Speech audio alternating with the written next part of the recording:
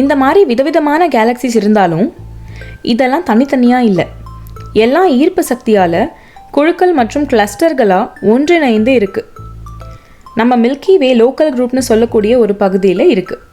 இங்கே ஆண்ட்ரோமீடாவோட சேர்த்து 50 சிறிய கேலக்சிஸ் இருக்குது.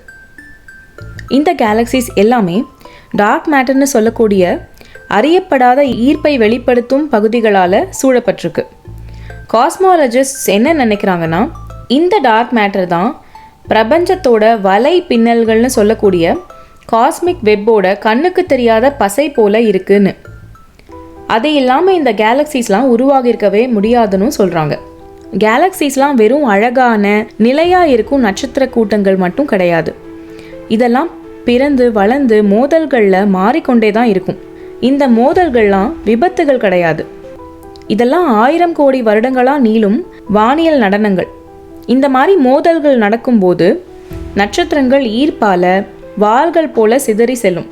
வாயு மேகங்கள்லாம் சுருங்கி புதிய நட்சத்திரங்களை உருவாக்கும்.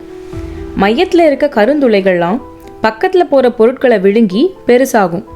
இந்த மாதிரி பல விஷயங்களும் மாற்றங்களும் நடந்துக்கிட்டே தான் இருக்கும் கேலக்சிஸ்குள்ளே.